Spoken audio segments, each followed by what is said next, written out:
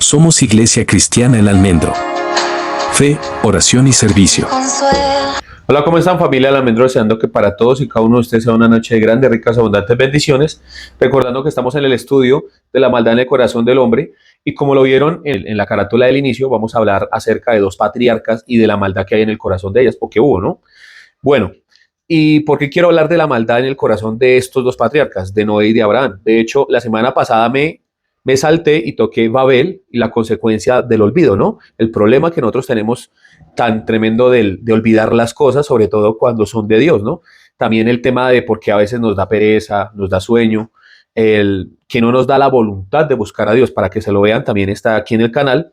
Y hoy quiero hablar de la maldad de dos patriarcas y usted dirá, oiga, pero usted ya está muy pesado, ¿qué necesidad hay de hablar de la maldad de estos hombres? No critique, no hay que juzgar, no hay que decir absolutamente nada. Lo que a mí me avala es que la Biblia no oculta nada, ¿cierto?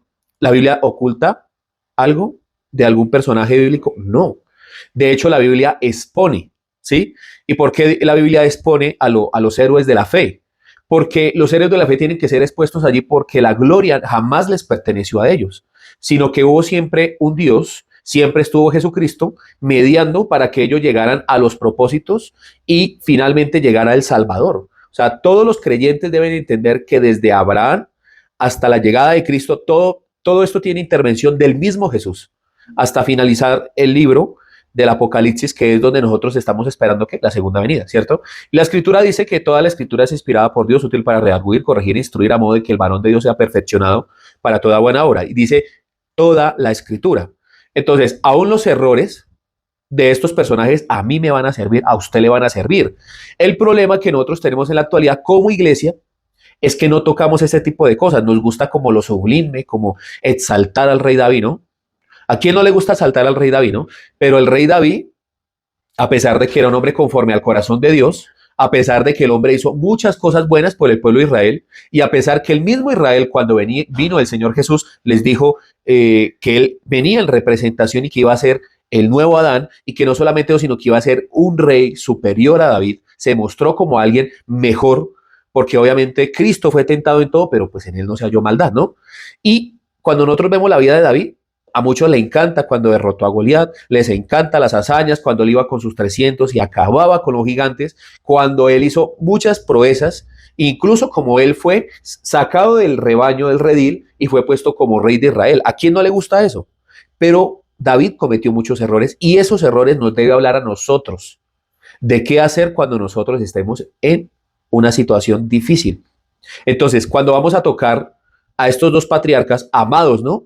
Incluso yo creo que si de pronto hay algún hebreo, en este caso, escuchándome, me quisiera ahorcar, ¿no? Porque ¿cómo voy a hablar yo de un personaje como Abraham, ¿no? ¿Quién me ha dado a mí la potestad de sacarle los trapitos al sol al señor Abraham y al señor Noé? Pero si la escritura, dice la escritura, que toda la ley es buena si la utilizamos genuinamente. O sea, genuinamente es para lo que fue hecha. ¿Sí? Entonces, sin más preámbulos, vamos al primer personaje, que es Noé, y el segundo personaje, para que usted se vea la prédica hasta la final, es el señor Abraham. Es importante, y no lo toqué en el anterior capítulo, en donde hablé de Noé, el arca de Noé y la simbología. No lo toqué allí porque quiero hablar exactamente del error de estos dos patriarcas. Y es importante que usted me preste mucha atención porque posiblemente usted esté pasando por este mismo momento, por una situación muy parecida a la que estos señores vivieron, o que todo lo que usted haga acá, por ejemplo, como sucede, por ejemplo, en el caso de Noé, todo lo que usted haga en esta tierra tiene una repercusión, ¿sí? Voy a hacer lo de los predicadores de la prosperidad. Repita conmigo, repercusión. Entonces aquí van a decir repercusión. Sí, no todos, pero repercusión. Entonces, todo tiene un resultado, toda acción tiene una reacción. Entonces, vamos a ir al texto que está en Génesis capítulo 9, versículo 18. Hay un texto grande, hay un título grande que dice embriaguez de Noé. Dice la escritura. Y los hijos de Noé que salieron del arca fueron Shem, Cam y Jafet, y Cam es el padre de Canaán. Noten aquí que aquí de una vez lo están resaltando, ¿no? Estos tres son los hijos de Noé y de ellos fue llena toda la tierra. Después comenzó Noé a labrar la tierra y plantó una viña. Y bebió del vino y se embriagó y estaba descubierto en medio de su tienda. En el original dice desnudo.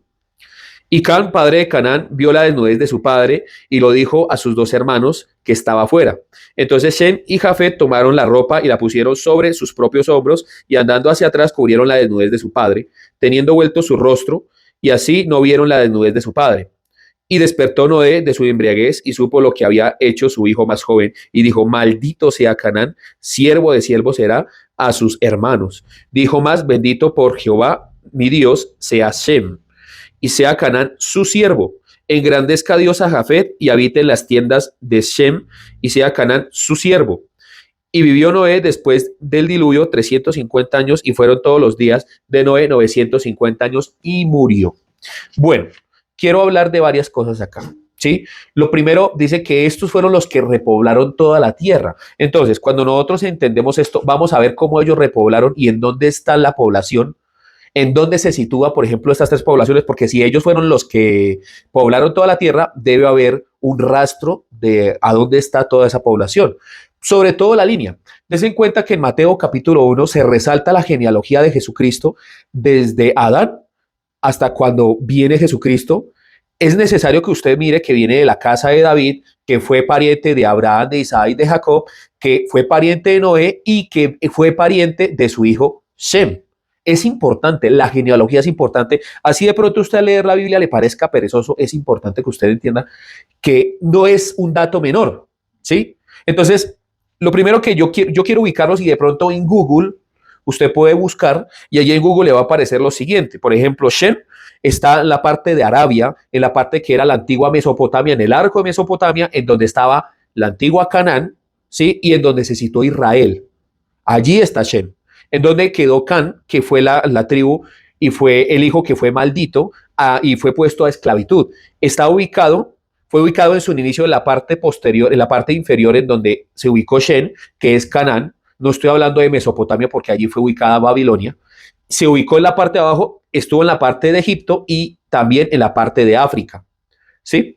Y Jafet es el padre de los asiáticos y de los europeos. Vamos a ver cuál es la maldad en este caso de Noé. ¿Quién adivina cuál fue la maldad? La maldad fue maldecir a su hijo. Ahora usted dice, no, todo esto estaba predestinado, todo fue así porque todo era parte de un plan. Mire, mi querido hermano, Dios no creó la uva precisamente para que este señor saliera del arca, plantara un huerto, se embriagara y por causa de él mismo, porque él fue el que se desnudó, cosa que no es pecado, aunque la desnudez es una figura que trata de hablar del pecado, sobre todo en los antiguos. Mire, la desnudez nunca fue un problema. Cuando usted va a Génesis, cuando Adán y Eva se dan cuenta de que estaban desnudos y Dios viene a jugar a las escondidas con ellos y los empieza a llamar, lo primero que ellos dijeron, tuvimos miedo porque estábamos desnudos. La pregunta de Dios fue la siguiente: ¿quién les enseñó que ustedes estaban desnudos? O sea, ¿quién les dijo a ustedes que su desnudez era un problema? Entonces, producto de la maldad de los primeros hombres, de ahí en adelante, la desnudez es un problema terrible. Vaya, salga usted a la calle y salga desnudo a ver, se le van a burlar. Yo creo que de mí se burlarían muchísimo, pero es la realidad y desde allí, o sea, Dios nos crea a nosotros desnudos, pero para nosotros el cuerpo y la forma que nos dio Dios es una burla, es un pecado. Entonces, para ellos fue terrible el tema de la desnudez. Pero ¿quién decidió desnudarse? ¿Quién decidió embriagarse? Noé, ¿sí? Entonces, Dios escoge a un hombre llamado Noé, dice, y Noé halló gracia delante de los ojos de Dios. ¿Sí o no? Entonces, Noé halló gracia quiere decir que le cayó bien, que le gustó, que simplemente dijo, sobre esta persona conservaré a la humanidad. ¿No era perfecto? No. Posiblemente antes del arca Noé tenía la costumbre de pegarse sus borracheras. Esa es la realidad. Entonces, Dios invita a Noé y a sus hijos, a su familia, para que entren en el arca y después poblen la tierra, ¿cierto?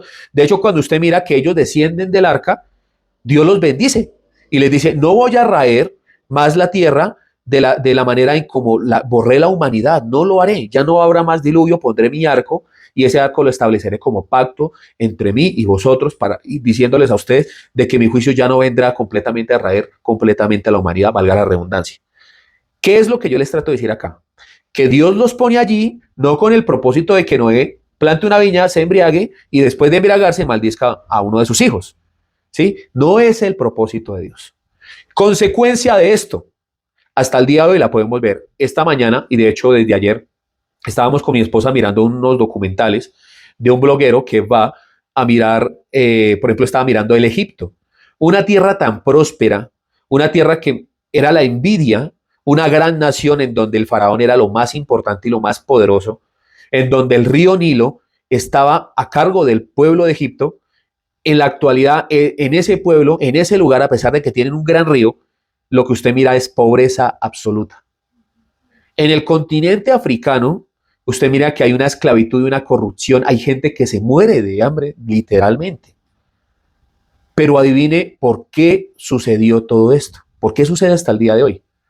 Porque un hombre se embriagó con su viña al bajarse de un vehículo, no puedo decir automotor de 4 ruedas, sino que el pequeñísimo detalle que hizo este señor llamado Noé, hasta el día de hoy lo están pagando.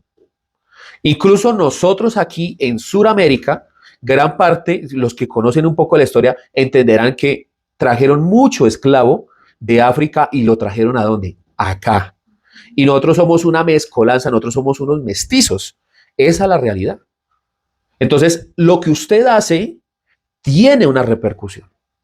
¿Sí? O sea, apenas se entera Noé, se levanta ofendido y le dice acá que va a ser esclavo de sus hermanos. Dice, bendito por Dios sea Shem. ¿Sí?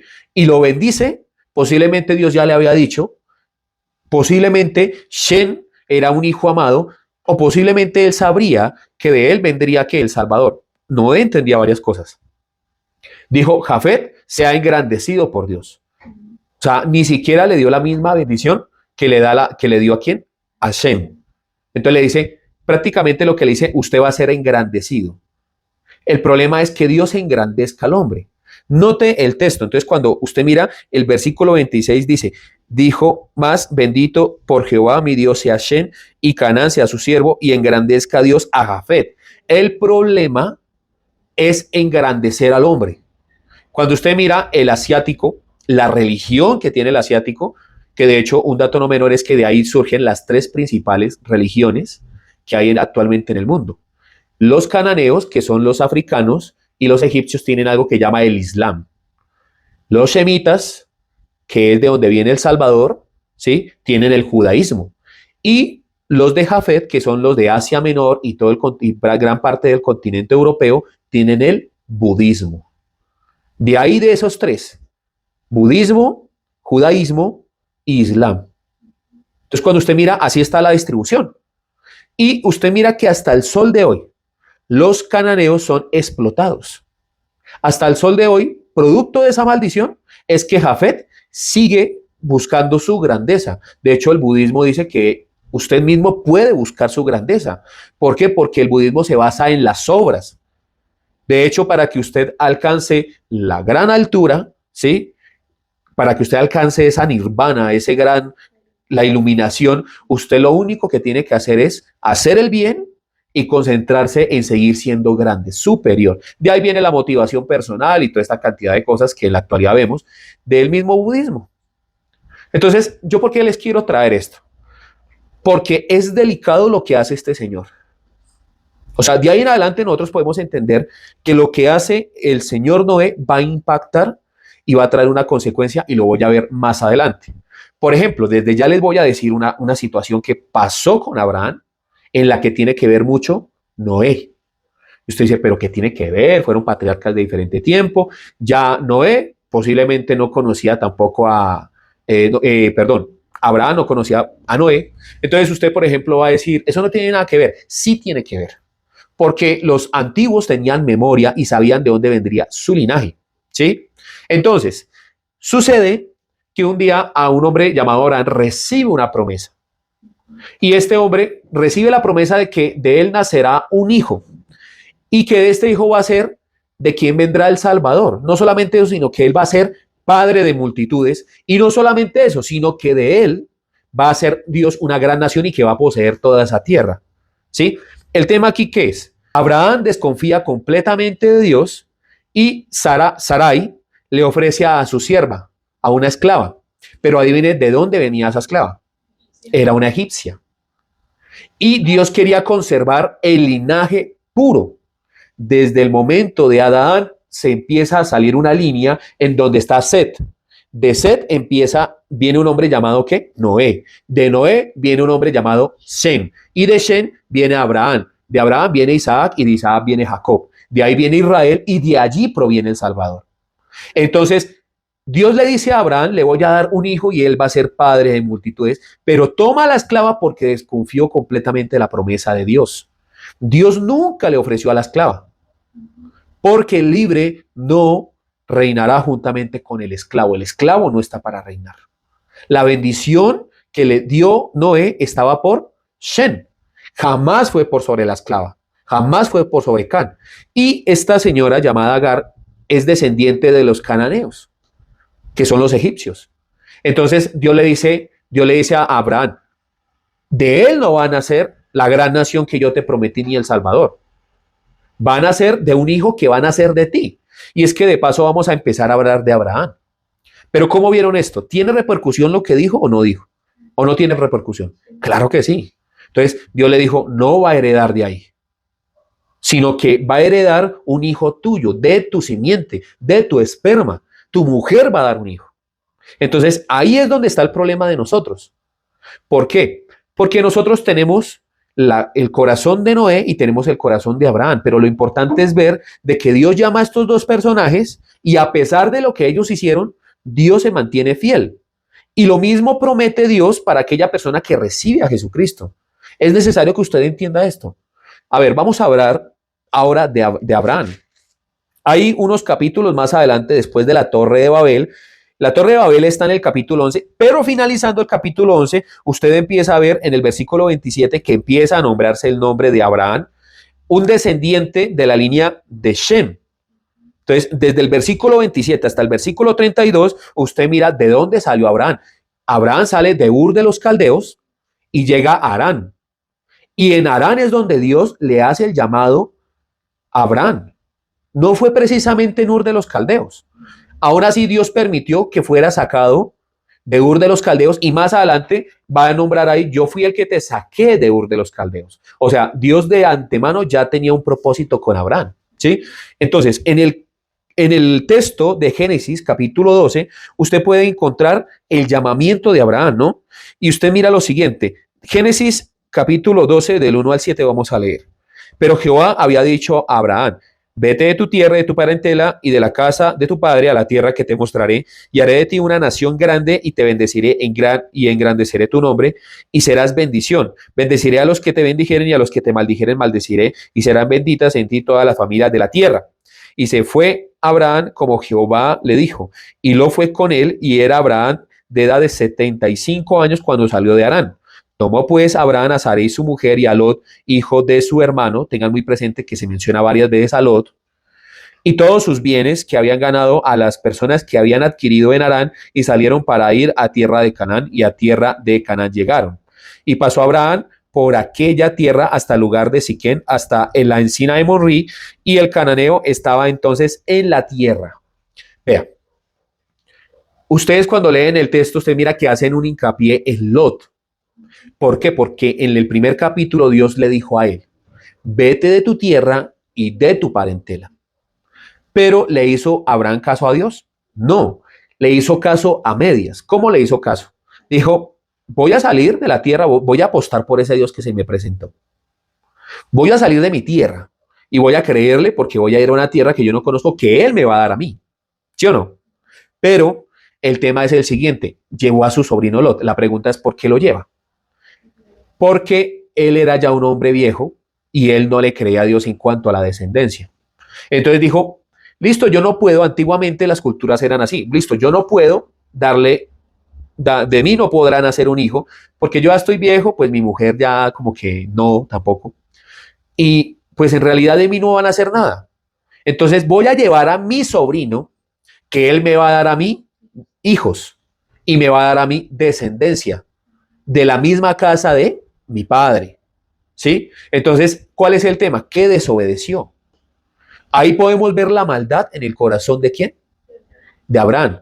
Como lo que nos pasa a nosotros cuando Dios nos da a nosotros una promesa, cuando Dios nos habla sobre todo de la salvación, cuando Dios nos habla de la redención a través de su Hijo, porque en realidad, ¿qué promesa Dios le da a uno en la vida de creencia? Vamos a hablar de eso. ¿Qué promesa usted obtiene cuando usted viene a la iglesia y usted recibe el Evangelio?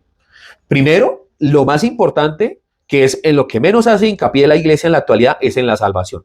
No en la llamada al púlpito, que eso no es bíblico tampoco, y eso me parece a mí absurdo, porque piden plata y a lo último creen que están llamando allá al frente para que la gente se arrepienta, porque eso no trae arrepentimiento al hablar de dinero.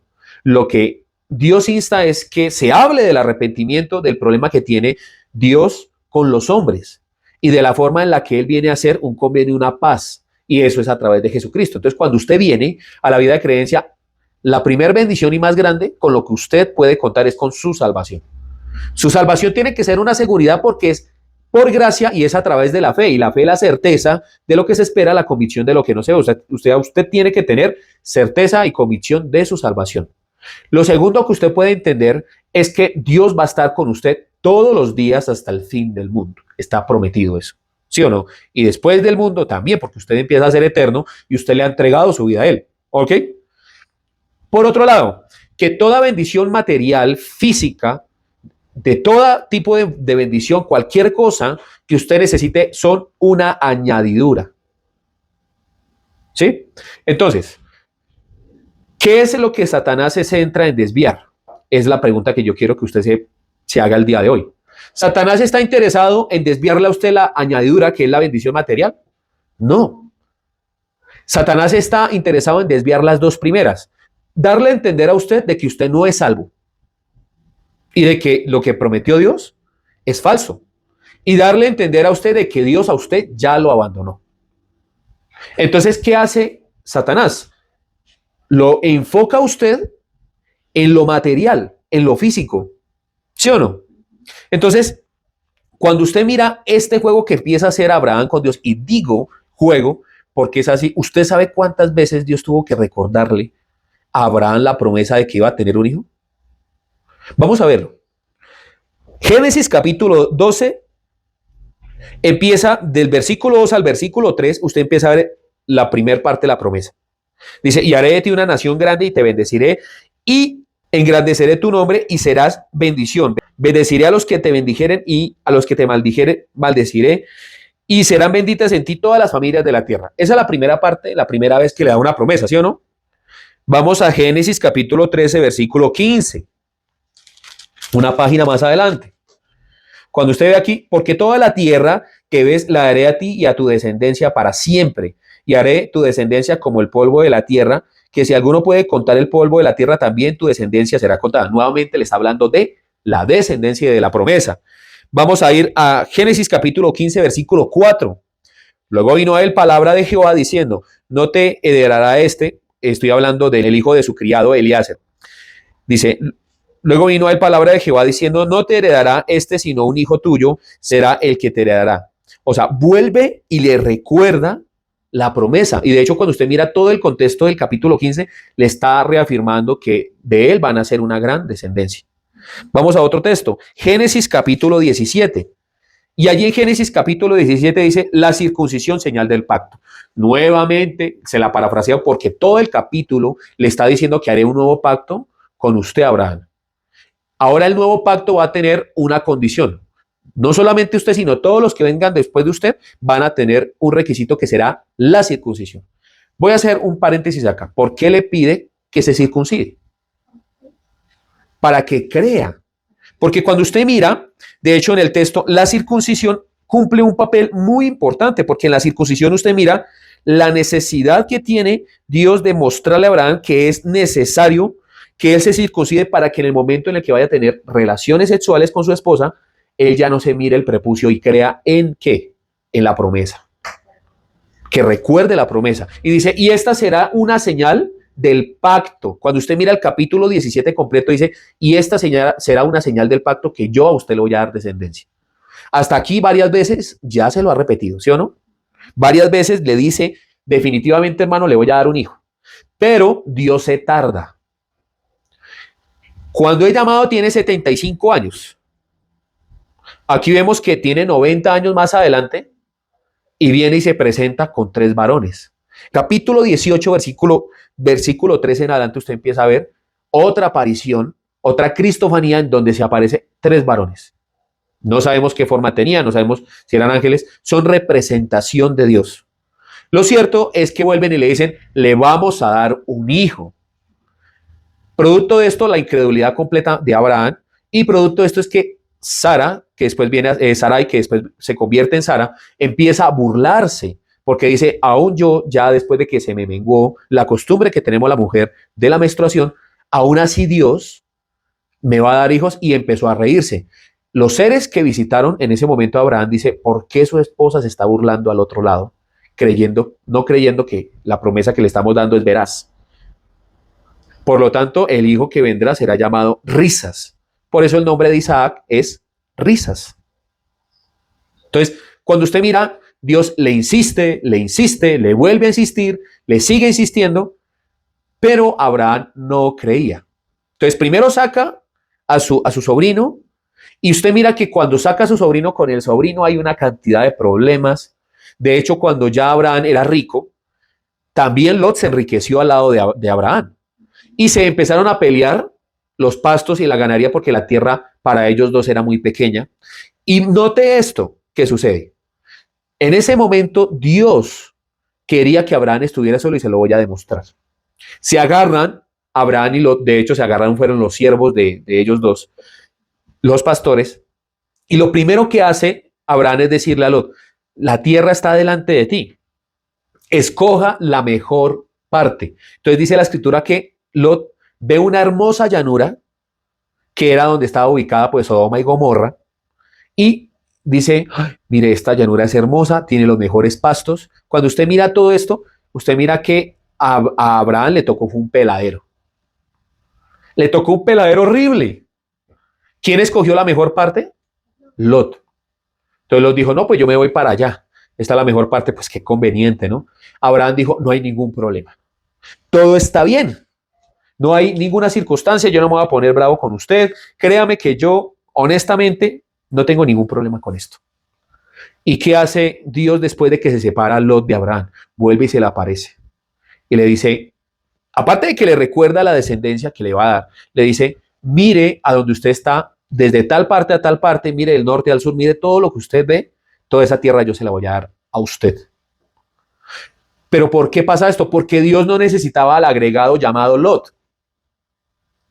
¿Sí me explico? Entonces, Dios no necesitaba el pegostre. Esa es la realidad.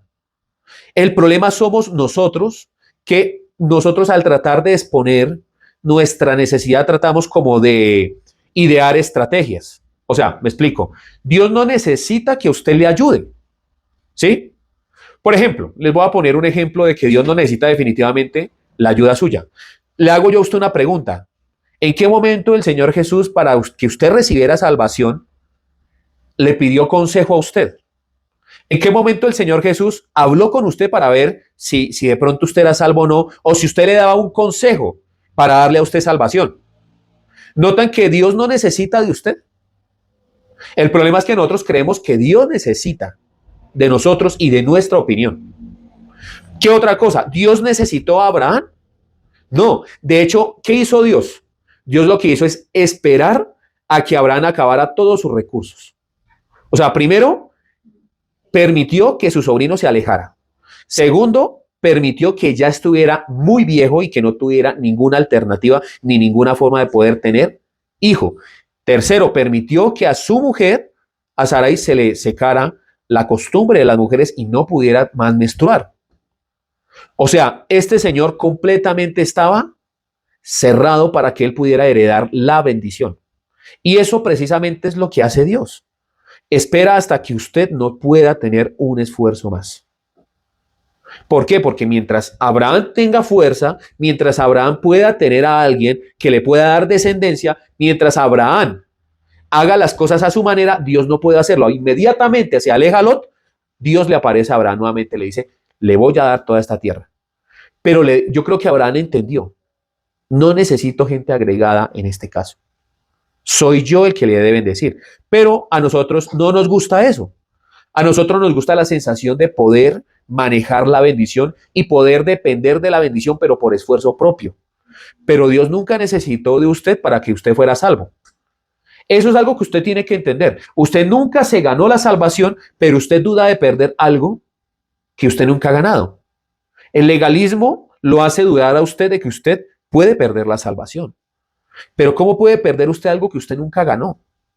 Entonces toman el texto en Hebreos que dice, ¿cómo descuidaremos una salvación tan grande? Pero ese texto me lo sacan fuera de contexto porque ese texto está dirigido a judíos que querían volverse al judaísmo. El que esté interpretando la Biblia así está negando completamente la sangre de Cristo. Está negando completamente que es salvo porque está pensando que es por obra propia.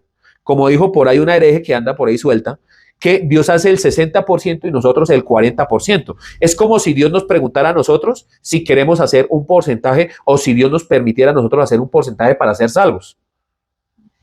Claro está, con esto no quiero decir que usted pueda hacer lo que se le dé la regalada gana, porque sin santidad nadie verá al Señor. Pero la santidad no depende tampoco de usted.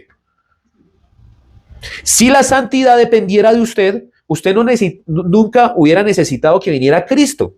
Porque si usted es santo, ¿para qué Cristo?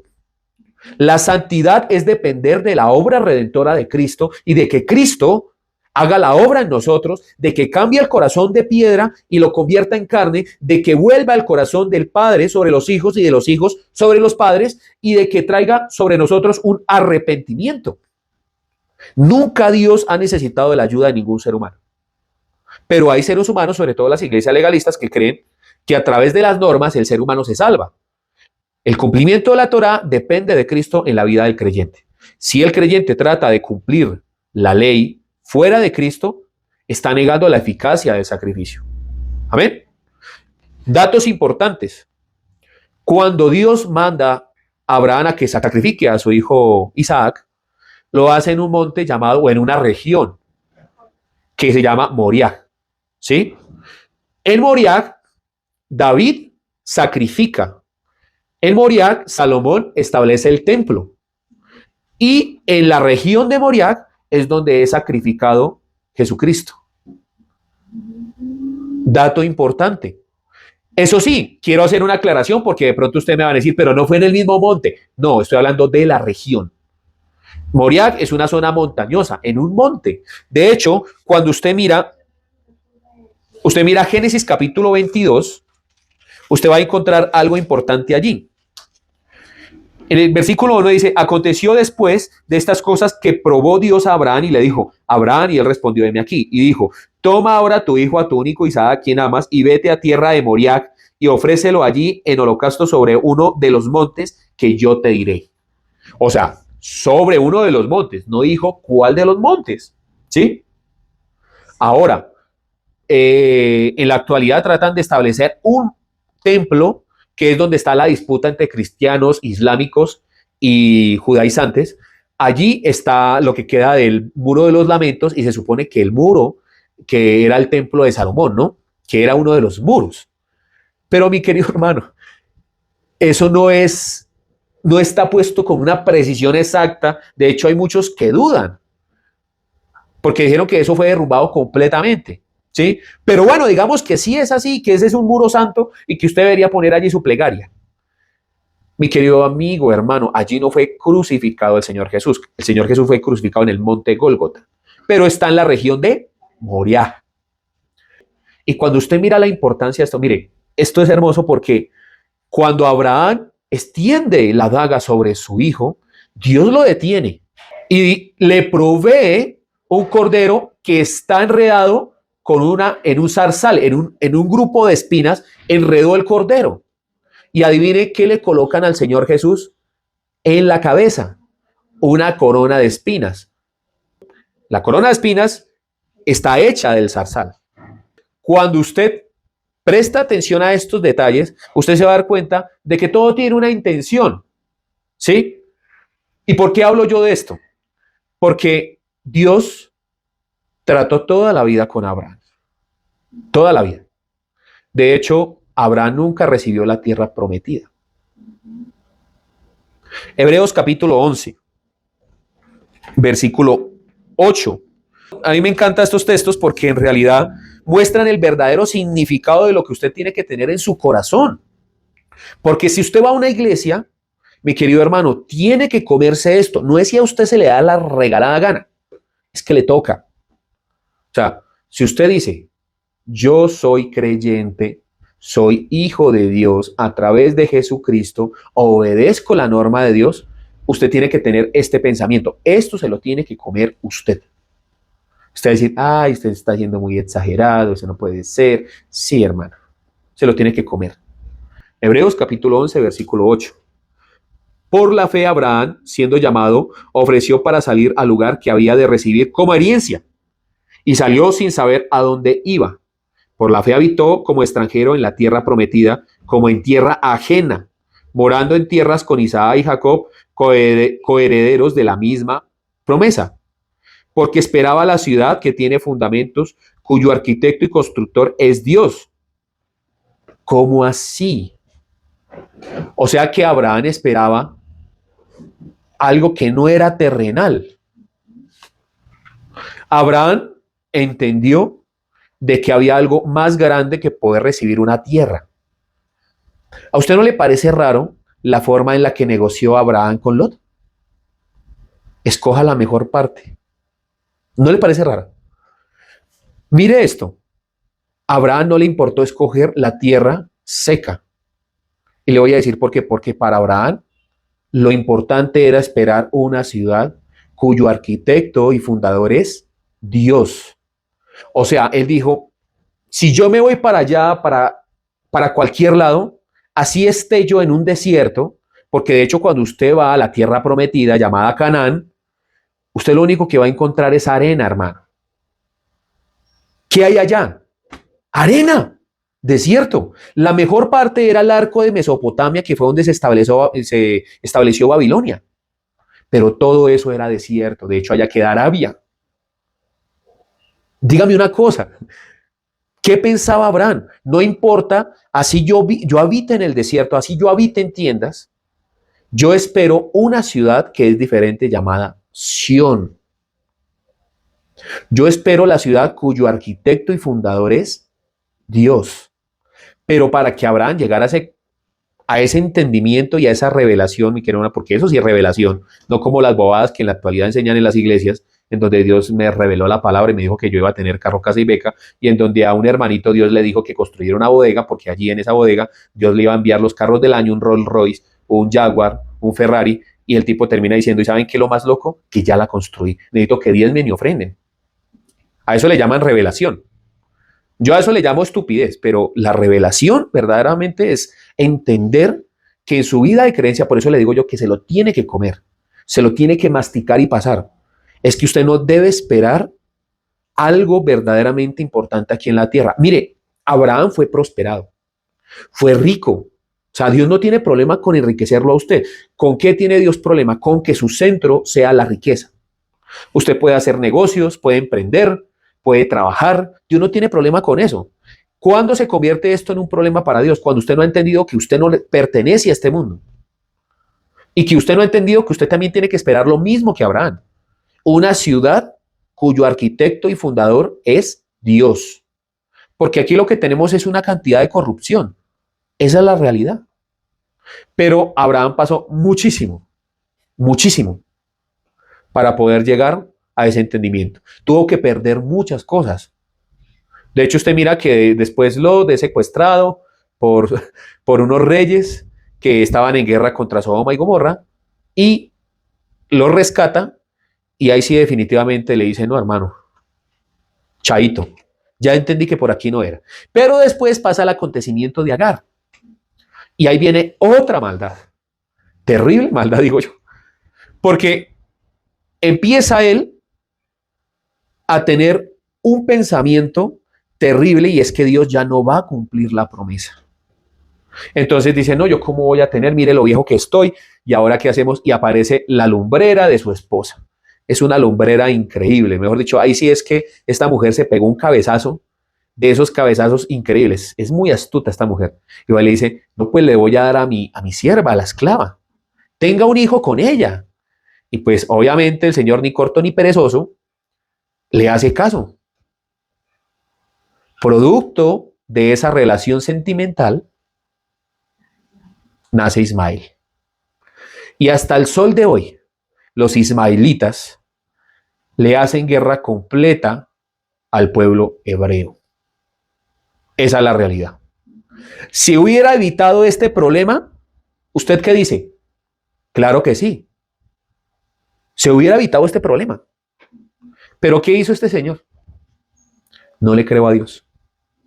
Como no le creo a Dios, voy a dar descendencia a través de ¿quién? De Ismael. Nota la duda y la incredulidad.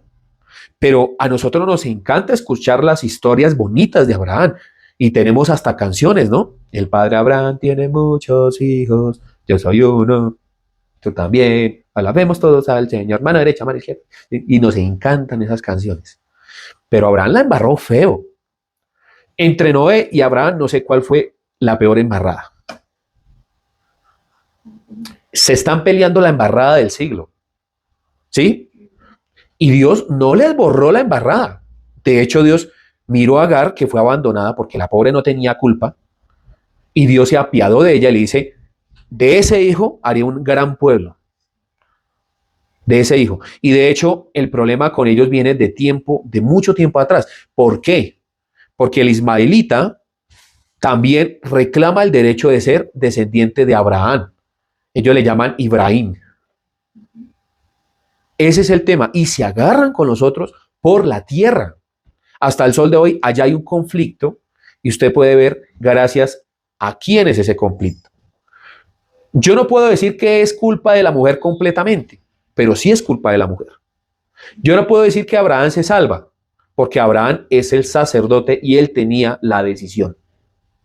Los dos tomaron la mala decisión de desconfiar de Dios. Ahora, algo importante y no menor y que yo les quiero decir a ustedes. Que usted se equivoque aquí en la tierra, ¿eso influye en la promesa de Dios? No. O sea, para Dios eso no es problema. ¿Se equivocaron? Sí, correctamente. ¿Pero Dios negó la promesa? No. Entonces, usted tiene que entender que la promesa se hace porque es Dios el que promete. A pesar de usted. A pesar de lo que uno es y de cómo uno es.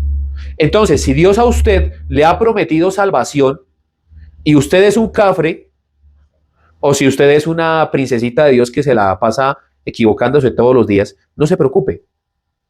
Dios ha dado la promesa y Dios ha dicho que lo llevará a usted a puerto firme.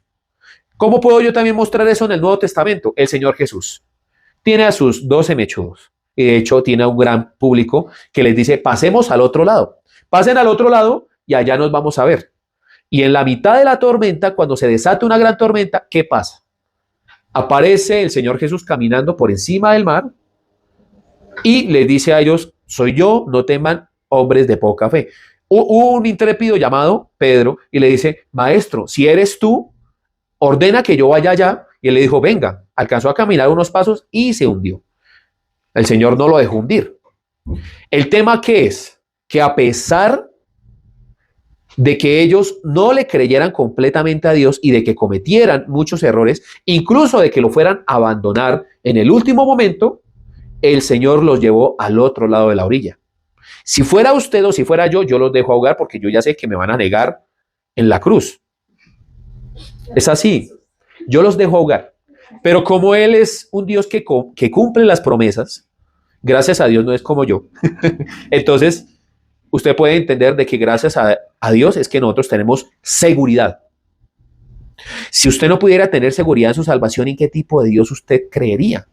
¿En un tipo de Dios que se rige por sus cambios de temperamento, porque hoy se portó bien y mañana se portó mal, porque hoy se portó mal y mañana se portó bien? Usted no puede dudar de su salvación. La gran promesa que Dios hace es la salvación. Amén. Ahora, cuando usted mira todo esto, usted empieza a mirar algo fundamental. La duda es importante. Usted dice, ¿cómo así? ¿Cómo usted me puede decir, Fabián, que la duda es importante? La duda es importante porque si usted no duda, no tiene la oportunidad de escoger a Dios. O sea, ¿Es bueno que en su vida de fe tenga dudas? ¿Que tenga miedo? Claro que sí. Aquí lo importante es que usted escoja a Dios a pesar de la duda, a pesar de la incertidumbre y a pesar del miedo. Abraham eso lo justificó. Y dice, y le creyó Abraham a Dios y le fue contado por justicia. Entonces, cuando le cree Abraham a Dios, eso lo justificó. Le creyó, le creyó. ¿Qué fue en lo que creyó? Él terminó creyendo en una ciudad cuyo arquitecto y fundador es Dios. Dijo, yo voy a apostar por este Dios que me dice que es el Dios de mi padre Sem, de mi padre Noé, y que fue el que creó todo esto. Y me está diciendo que me va a llevar a una tierra prometida. ¿Mm? Aparte de eso, me va a multiplicar a mí y me va a dar una descendencia como la arena del mar y como las estrellas del cielo. El principio de fe es que la fe es una locura. ¿Es una locura la fe? Claro que sí, es una locura completa.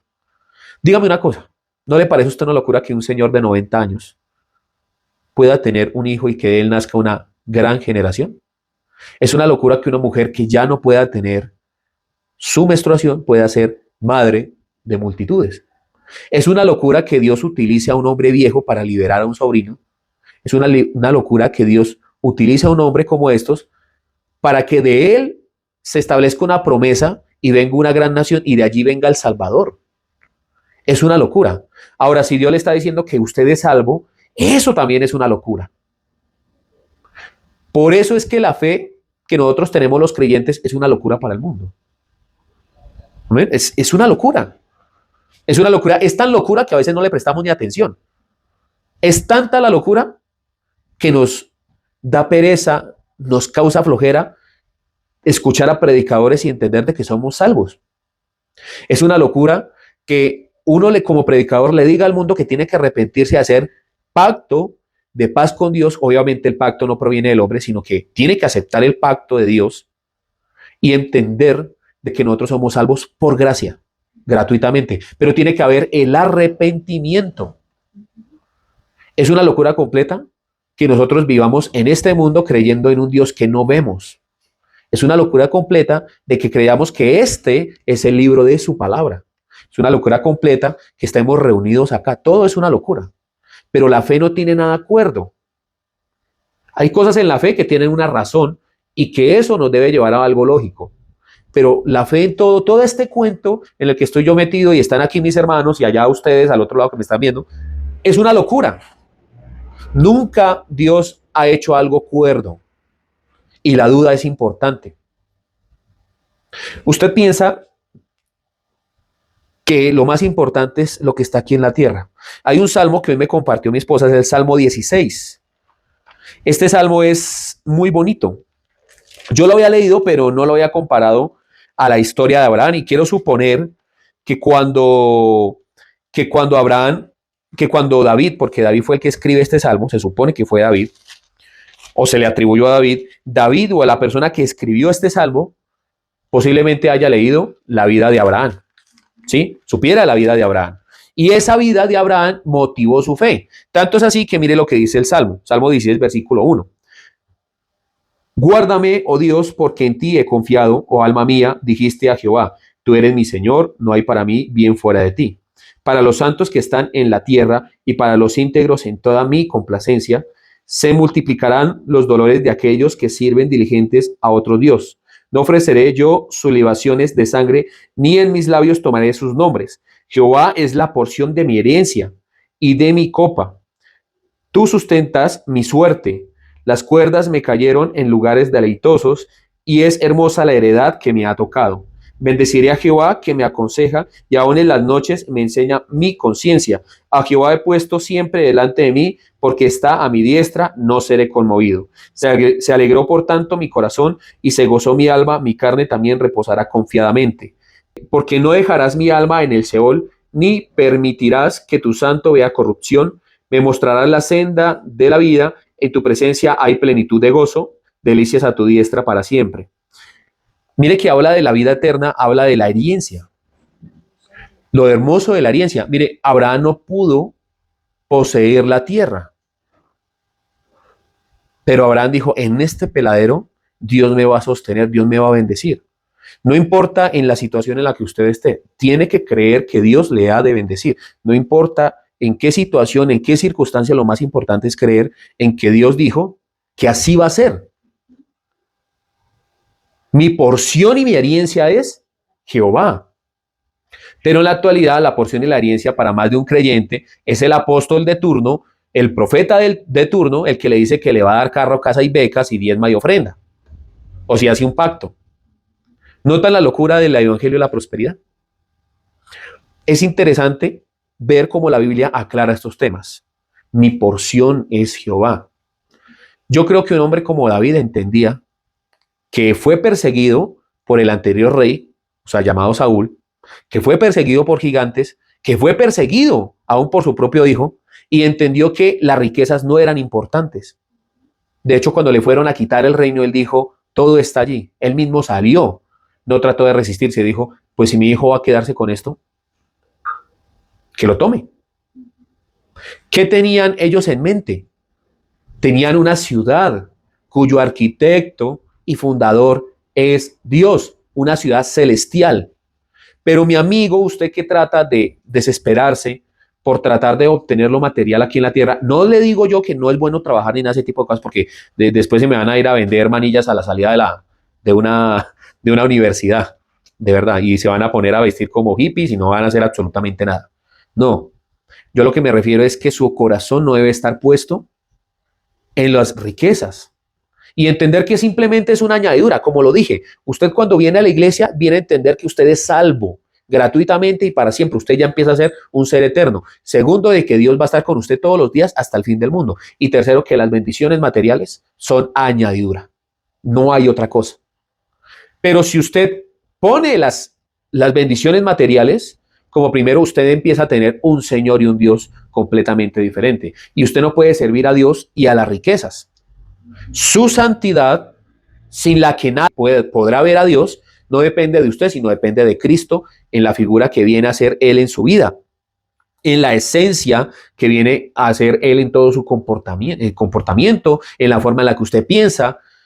Los frutos del Espíritu Santo, todo lo que usted viene a ser producto de su fe, una fe genuina y que a pesar de que usted tenga dudas, a pesar de que usted la embarre, note esto, Noé y Abraham vivieron las consecuencias y la descendencia de Noé y Abraham vivieron las consecuencias de las embarradas del señor Noé y del señor Abraham. Entonces, Dios no le va, o sea, ese pensamiento de que yo puedo portarme como quiera en este mundo siendo creyente y Dios me va a guardar y me va a hacer el castillo, no. Hay cosas en las que Dios sí dice, bueno, venga a ver, vamos a arreglar esto. Lo voy a cubrir, me refiero no a alcahuetear, sino voy a corregirlo, obviamente con responsabilidad, pero al mismo tiempo también le voy a dar la oportunidad de resarcirse. Esa es la realidad. Pero Dios no es una alcahueta, entonces voy a portarme mal con todo el mundo, voy a hacer lo que a mí se me da la regalada gana. Total, Dios me ampara a mí y Dios no me va a juzgar. Ahí es donde tenemos un problema serio. Porque Dios no toma por inocente al culpable. Espero que esta predicación les sirva para entender que a pesar de sus errores, entender que usted tiene un Dios que cumple su palabra. Entender que a pesar de que usted tropiece, Dios cumple su palabra. A pesar de que usted trate de alejarse de Dios, de sus preceptos, Dios cumple su palabra. Y de que a pesar de que usted sea infiel, injusto, usted tiene un Dios que lo lleva a usted al arrepentimiento y que ese Dios va a cumplir hasta el último momento con su palabra. Porque Dios no es hombre para mentir, ni hijo de hombre para arrepentirse. Somos Iglesia Cristiana del Almendro, Fe, Oración y Servicio. Si les gusta nuestro contenido, den like, suscríbase, que con esto nos ayuda un montón. Les invitamos a nuestro segundo canal, Fabián Mejía Oficial, en donde encontrará defensa en contra de la mala praxis del Evangelio y en contra de charlatanes que lo que tratan de hacer es de aprovecharse del pueblo de Dios. Bendiciones, shalom. Te invitamos a que nos visites en nuestras redes sociales, comentes, compartas y dale me gusta. Nos encuentras en Facebook como Iglesia Cristiana El Almendro, Instagram El Almendro Iglesia, YouTube Iglesia Cristiana El Almendro y TikTok Iglesia El Almendro.